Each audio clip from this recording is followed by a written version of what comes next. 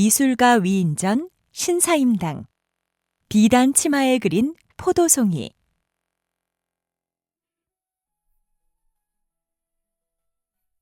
지난 2009년 우리나라 화폐 역사에 큰 변화가 생겼어요.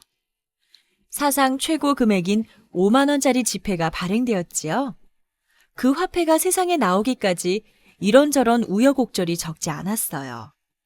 무엇보다 지폐 속 인물을 누구로 할 것인가 쉬 결정을 내리지 못했지요. 이러쿵저러쿵 말들이 많았어요.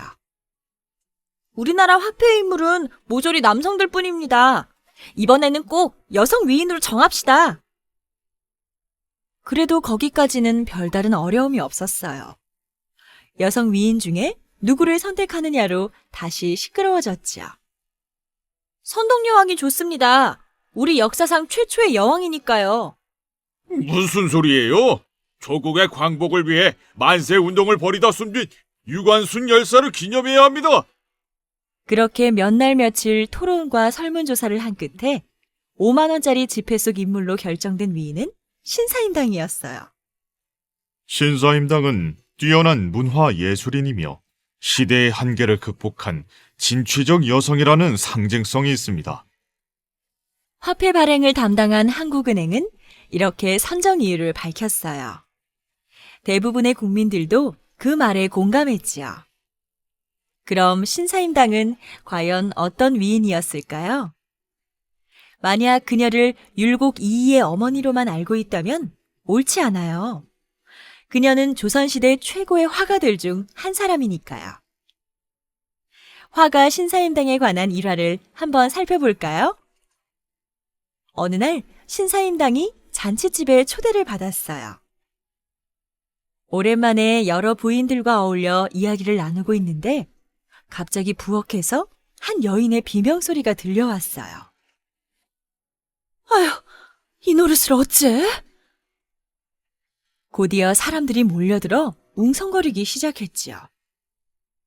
사정을 알고 보니 가난한 양반집 아낙네가 부엌일을 거들다가 비단 치마에 음식을 쏟은 것이었어요.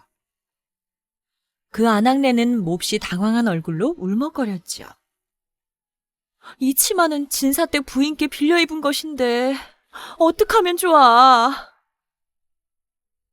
그때 한 부인이 그녀에게 말했어요. 걱정 말아요. 푹 삶으면 얼룩들이 말끔히 지워질 테니까. 그러자 또 다른 부인이 손사래를 쳤어요. 안 돼요, 안 돼. 무명오시면 몰라도 비단 치마를 삶으면 영 못쓰게 되어버린답니다. 그 말을 들은 가난한 아낙네의 낯빛이 완전히 흑빛으로 변했어요. 다리도 후들거렸지요. 그녀의 형편에 비단 치마를 새로 사는 것은 꿈도 꿀 수 없었어요. 바로 그 순간 잠자코 지켜보던 신사임당이 나섰어요. 이봐요. 이따가 그 치마를 갖고 우리 집에 오구려. 내가 손을 좀 봐드리리다.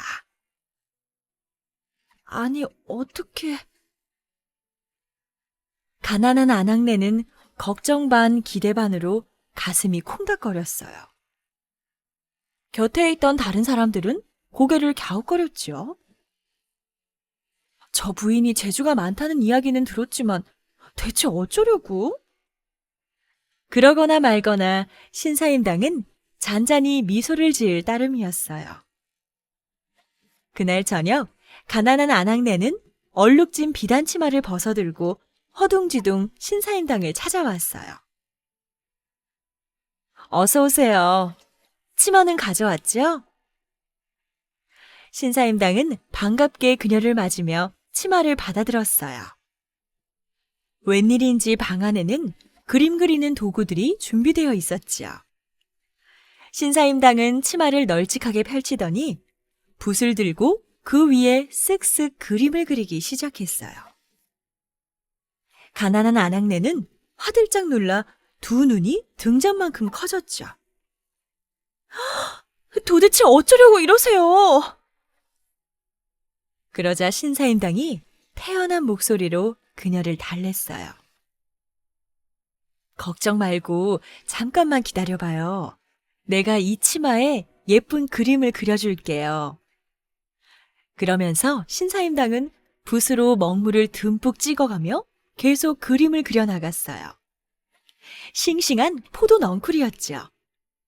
그 넝쿨에는 탐스러운 포도송이가 주렁주렁 달렸어요. 치마에 묻어있던 얼룩들은 모두 포도송이에 감춰졌지요. 신사임당이 그림을 그리는 모습을 보며 가난한 아낙네는 자기도 모르게 입이 떡 벌어졌어요. 세상에, 이렇게 아름다운 그림이 또 있을까? 잠시 뒤 그림을 다 그린 신사임당이 치마를 건네며 말했어요. 어때요? 감쪽 같지요? 내일 이 치마를 장에 가져가 팔도록 해요. 그 돈으로 다른 비단 치마를 살 수 있을 거예요. 그제야 가난한 아낙네는 10년 묵은 채증이 내려가듯 걱정이 싹 가셨어요. 그녀는 고마운 마음에 큰절까지 했지요. 이튿날 가난한 아낙네는 신사임당이 시킨 대로 시장에 갔어요. 그녀가 포목점으로 들어가 치마를 펼치자 시큰둥하게 맞아주던 주인의 표정이 싹 달라졌어요. 누가 치마에 이렇게 멋진 그림을 그렸나요? 값을 넉넉히 쳐드릴 테니 제게 파십시오. 포목점 주인은 원래 치마값에 약간 웃돈을 붙여 산 뒤 부잣집 부인에게 아주 비싸게 팔 속셈이었어요.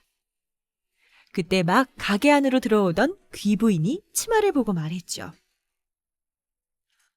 이건 치마가 아니라 작품이구려. 비단 치마 10벌 값을 낼 테니 내게 팔면 안 되겠소? 결국 가난한 아낙네는 예상보다 훨씬 큰 돈을 손에 쥐게 되었어요. 포목점 주인은 입맛만 쩍쩍 다셨지요. 그녀는 진사댁 부인에게 돌려줄 비단 치마를 한 벌 산 다음 다시 신사임당을 찾아와 남은 돈을 내밀었어요.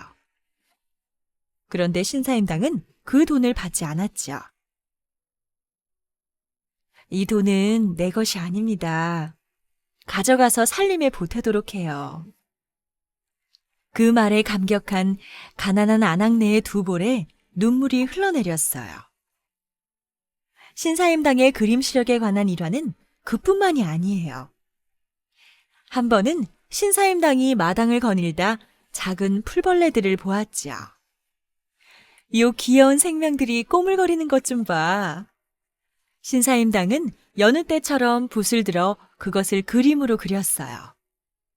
어느새 풀벌레들은 모두 어디론가 사라졌지만 마치 살아 움직이는 듯한 그림 속 풀벌레들이 작품으로 남았지요. 신사임당은 그 그림을 햇볕 좋은 마당에 내다 말렸어요. 그런데 그때 놀라운 일이 일어났지요.